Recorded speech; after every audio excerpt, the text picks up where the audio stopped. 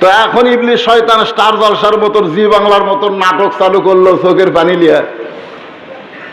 যে গাছের কাছে যাইতে নিষেধ করার কারণ হলো ওই গাছের ফল খাইলে জান্নাত থেকে বের হওয়া লাগবে না।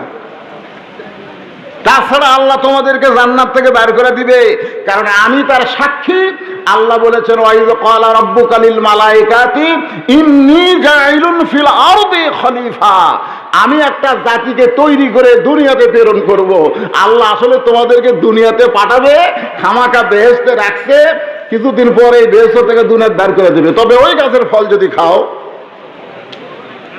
তাহলে আর বার হওয়া লাগবে না। এমন বেকায়দা ওই স্টার জলসায় হিন্দু মেয়েরা শ্বশুর শাশুড়ি বেটার বউ মিল নাই, জোরে কোন কথা ঠিক কিনা? দেওরা ভাবি প্রেম প্রীতি, জোরে কোন কথা ঠিক কিনা? হ্যাঁ ভাইয়া তোমার বর, আমি যে দেবর, বুঝে দেখো ভাবি কার বেশি দাবি, ভাইয়া কাছে মানুষে আমি এখন আছি। আজকে মুসলমানের ঘর নষ্ট করেছে এই ভারতের চ্যানেলগুলো, জোরে কথা কোন ঠিক কিনা? এখন ওই যে যা হওয়ার তাই হলো। দুনিয়াতে আজ চলে আসলাম, আল্লাহ সূরা আসরের মধ্যে বলতেছেন নিশ্চয় মানুষগুলো ক্ষতির ভিতরে, কিন্তু এই ক্ষতির মধ্যে আল্লাহ মানুষকে রাখবেন না। আল্লাহ ইল্লা দিয়ে ইস্তেসনা করলেন।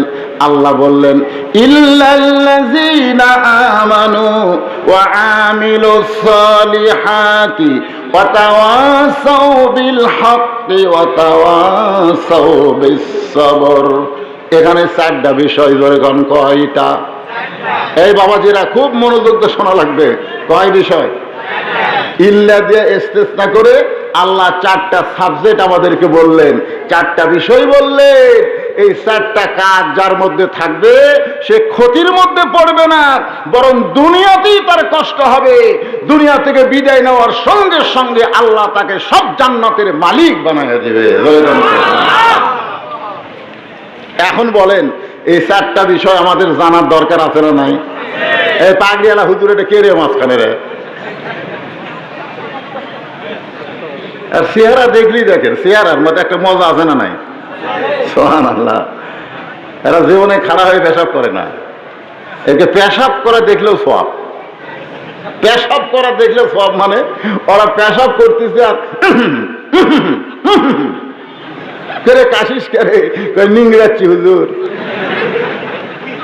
যদি ললের মধ্যে আটকা থাকে এই জন্য নিংড়াচ্ছে, কাশতেছে, কাশার পরে পানি খরচ করছে, ওযু করতেছে। গেলে পাগড়িওয়ালা এই টুপি ওযু করিস কেন? হুজুর আপনি জানেন না আমরা আল্লাহর কোরআন পড়ি, এই কোরআন শরীফ ধরতে গেলে ওযু ছাড়া পবিত্র হওয়া ছাড়া ধরা যাবে না। এই ঘোষণা করেছেন আল্লাহ, লা ইয়ামুসসুহু ইল্লাল মুতাহহারুন, স্পর্শই করতে পারবে না যতক্ষণ তুমি পবিত্র না হবা। জোরে কার কথা ঠিক কিনা? বাংলাদেশের এখনো যে যুবকেরা কোরআন শরীফ স্পর্শ করেনি এরা পবিত্র হতে পারেনি। মানুষকে পবিত্র করতে পারে আল্লাহর এই কোরআন, যার কারণে আল্লাহ বলেছেন অনুনাজ্জিলু মিনাল কুরআনি মা হুয়া শিফাউ ওয়া রাহমাতুল লিল মুমিনিন।